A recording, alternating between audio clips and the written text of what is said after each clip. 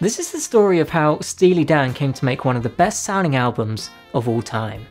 You might think this is a tale of great moments in the studio where everything seems to fall into place, but on the contrary, almost nothing went right when making this album.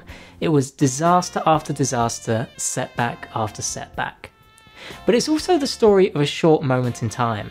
5 years earlier, it probably wouldn't have been possible to make this album. 5 years later, technology would have made everything too easy. Sometimes, timing can be the most important thing. In the 1970s, many rock bands fell into a predictable routine. Make an album, hopefully have a couple of hits, go out on the road and do it all again before ultimately coming to an end. Steely Dan were different though. Although originally a band with a more traditional lineup, by the mid-1970s, Steely Dan had become less like a band and more like a musical project of Donald Fagen and Walter Becker. We toured from 1972 through 74 with our original band. Walter and I felt that it was taking time away from recording and we were making less than $0. And then we just paid attention to recording. With their focus now solely on their work in the studio, it gave them an opportunity to aim for sonic perfection. Focusing on the studio was nothing new. Brian Wilson had stopped touring with the Beach Boys to make Pet Sounds. The Beatles, of course, stopped touring as well to make some of their best work. And in terms of searching for musical perfection, this wasn't exactly a modern idea either.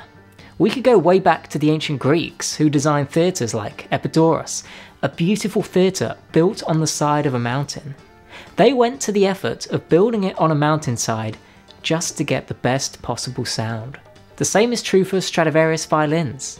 These instruments often sell for millions of dollars, despite only being slightly better than other violins that cost much less. There's nothing like a Strad. Most listeners would never be able to tell the difference, but top violinists will pay or at least happily accept any opportunity to play a Stradivarius because they want the best possible sound.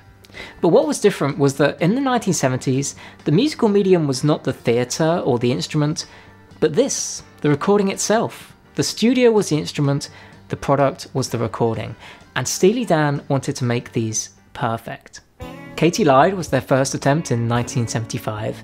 It was the first time it was just Donald and Walter augmented by a team around them. The blueprint of what to come was there, jazz-inspired songs with cynical lyrics performed by an outstanding cast of session musicians. But a mistake in the production of the album meant the sound quality wasn't quite what they expected. Within the liner notes on the original pressing, they actually apologised for the sound quality. The Royal Scam was their next attempt, offering further musical complexity and musicianship. Larry Colton's solos on both Kid Charlemagne and Don't Take Me Alive are considered two of the best guitar solos of all time.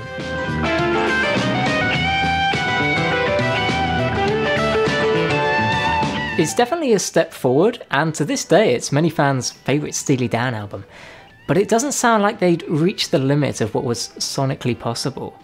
And we know the kind of thing they were searching for, because whilst many bands in the 70s were inspired by a production style like Phil Spector's Wall of Sound or George Martin's work with the Beatles, Donald and Walter were mostly inspired by Rudy Van Gelder, one of the most influential engineers in jazz recording. Rudy Van Gelder had an ability to make some of the cleanest sounding jazz recordings despite the limited technology available. He was meticulous about every aspect of recording, including much of his custom-made equipment. If there's any model, I would say a lot of the jazz records Rudy Van Gelder recorded for Prestige in the late 50s. When we started making records, we had certainly had a certain ideal of how a record should sound. Their 1977 album, Asia, was without question the closest they'd come so far to achieving this sound.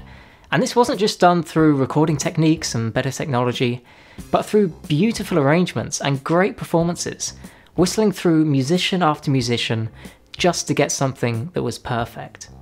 But the result was worth it because Asia sounds phenomenal. Clearly they had a method that worked. They had the best musicians and engineers, and Donald and Walter had refined their own craft to know exactly what they wanted. Then came Gaucho. It sounds stunning. Every note is perfectly arranged, performed, recorded, and mixed. But just like building Epidaurus and playing a Stradivarius violin, the perfect sound came at a large cost. The first sessions for Gaucho began in 1978, just a year after the release of Asia. Following a few years working on the West Coast, they decided to migrate back to their native New York for the Gaucho sessions. By now, of course, Steely Dan had recruited an array of musicians familiar with their working process. But this obsessive way of working became even more intensified with Gaucho. The first step with each song was to try and record the rhythm track, the drums. What they would do is they would bring in a full band to play on the track with the drummer, and instead of switching out the drummer, they would switch out whole different bands around this one drummer, hoping that being surrounded by a different band, the drummer would play slightly differently, thereby hopefully landing on exactly what they wanted. But they wouldn't just do this for one drummer, they would do this again and again with different drummers. The final album contains just 7 tracks, but they used 4 different drummers. More if you include the songs that didn't make the album. Drummer Jeff Beccaro remembers, "From noon till 6 we play the tune over and over again, nailing each part. We go to dinner and come back and start recording." They made everybody play like their life depended on it. But they weren't going to keep anything anyone else played that night, no matter how tight it was. All they were going for was the drum track. Amazingly, this still wasn't good enough. It makes you wonder, what on earth were they looking for? They have some of the best drummers in the world playing here. Donald Fagen spoke to engineer Roger Nichols about creating a machine that could play exactly what they wanted. "It's too bad that we can't get a machine to play the beat we want, with full frequency drum sounds, and to be able to move the snare drum and kick drum around independently." Nichols replied, "I can do that. This was back in 1978 or something." So he said, "You can do that?" To which he said, "Yes, all I need is $150,000. So we gave him the money out of our recording budget, and 6 weeks later he came in with this machine. And that is how it all started. Roger Nichols designed his own custom drum machine just for Gaucho. It allowed them to perfectly place each individual drum sound exactly how they wanted it. But this wasn't like how it works today where you can drag everything into place. Each sound has to be written out in complex code. We laughed about it. I mean, Donald and I would laugh about it, and Walter, it wasn't going to work. So when Roger came in with Wendell, which was, at the time, it was a big piece of gear, heavy, well, he plugged it in, and he turned the screen on. All this digital stuff is going on the screen, flying by, X's and O's and this. It was, Star Trek. But it did work, even though it took 20 minutes of writing code just to have one drum beat in the place they wanted. The machine was first used for Hey 19 and then later Glamour Profession and My Rival. And because the drum machine only did simple beats, the drummer credited would then play additional parts over the top and augment the beat from the machine. The amount they were changing each drum part was almost unnoticeable. But just like their engineering hero, Rudy Van Gelder, they were using custom modified technology, specifically designed for their own production. But even then, Wendell was still limited in what it could do, and so it couldn't solve everything. This happened with the title track, Gaucho, where Donald was keen to scrap it because the drums weren't perfect. Every once in a while, if he couldn't get a track he liked, he discarded the song. His feeling was, we have the greatest musicians in the world. If they can't play it the way I like it, something's wrong with the song. And so it got to, okay, we're done with this track. I said, oh no, no. I'm not losing this track. I don't care. Go home if you want. I'm not losing this track. Drummer Jeff Beccaro stayed up all night along with Gary Katz and engineers Roger Nichols and Elliot Shiner just to get the perfect drum track. Jeffrey just played to a click track 85 times. And I had a chart. And I would mark the chart. I love these 2 bars. These 4 bars are good. These 2 bars are good. And Roger, I think there were 35 edits in the tape to make the one track. At about 6 in the morning, I called Fagen. I said, okay, we got a track. He sort of laughed at me. He got Walter, they came over. He said, okay, we'll use it. Their method was laborious, almost impossible, but it did work. It worked on Asia, and it was working again on Gaucho. After weeks, possibly months of work, they had one of the first songs completed, a song called The Second Arrangement. The Second Arrangement was poised to be one of the upcoming singles from the album. It was one of Donald and Walter's favourite songs, and so too for producer Gary Katz. But if you look at the track listing, you might notice it's missing. They'd spent all this time perfecting every aspect of the recording just to not put it on the record. The story goes that there was a planned listening session for the song one evening, and an assistant engineer was asked to prepare the studio. However, the assistant didn't realise it was for a playback, and presumed it was a normal recording session. One of the roles in the preparation to record was to align the tape machine and record the test tones. The assistant put the tape in the machine and pressed record, and little did he know, the tape he used wasn't a test tape, but instead the finished tape of the second arrangement. I'm guessing someone else put it there ahead of the listening session, but the assistant thought it was a recording session. When I stopped recording the test tones, the record had turned off, and as the tape was slowing down, I heard half a second of what was there. What I heard was not the tone that I had been recording. The assistant had accidentally erased the only master tape of the second arrangement. He first broke the news to the owner of the studio, who sent him home, and then engineer Roger Nichols was the first of the recording team to know, who then had the daunting task of passing the news on to Donald and Walter. We came in one day and our engineer said, "I have some good news and some bad news. The good news is there's 14 seconds left of your multi-track on the end of the tape. The bad news is the rest of it was erased by mistake." They attempted to re-record the song from scratch, and they did actually finish a whole recording, only for Donald and Walter to scrap it. This problem could have been solved if Steely Dan decided to make safety copies of the finished mix, but they specifically chose not to, because this being tape, every copy you make has generation loss. No one listening would have known the difference if they made a safety copy and had to use that. But they chose not to because it wouldn't be perfect, and perfect was what they were going for. Years later, the engineer would cross paths with Donald and Walter again. He saw them and kind of waved, but they turned and walked the other way. The project continued with more musicians coming and going, perplexed by Donald and Walter's process. One of these musicians was Mark Knopfler. Donald and Walter were impressed by his work on Sultans of Swing, and so they brought him in to play on the track Time Out of Mind. Knopfler would later begrudgingly record that he spent over 10 hours in the studio working on that song. In the end, Donald and Walter used just 15 seconds of what he played. As the project was finally nearing its end, they suffered another setback, this time outside the studio. The album was all but recorded, just left to be mixed. Months of painstaking recording, technical difficulties, and not being able to get the music exactly how they wanted. In early 1980, Walter Becker was hit by a taxi in New York whilst crossing the street.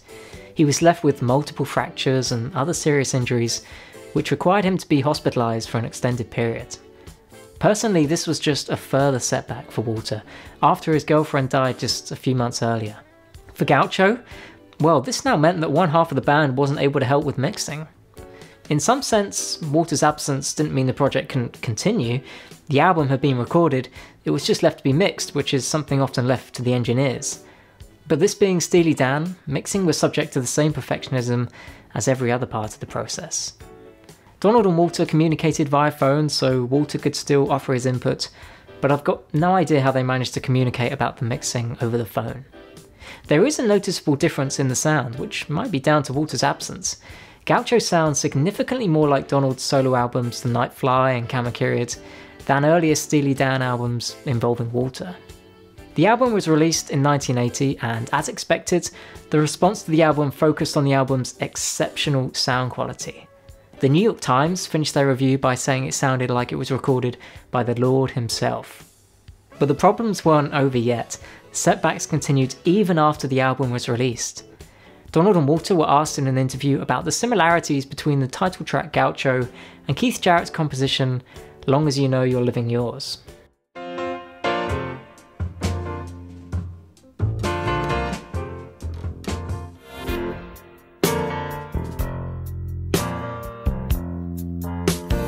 They both admitted that they loved Keith Jarrett and that piece of music, and let's be honest, sometimes these similarities in music can be a bit unclear, but on this occasion, I think we can tell that they were definitely inspired by Jarrett's composition.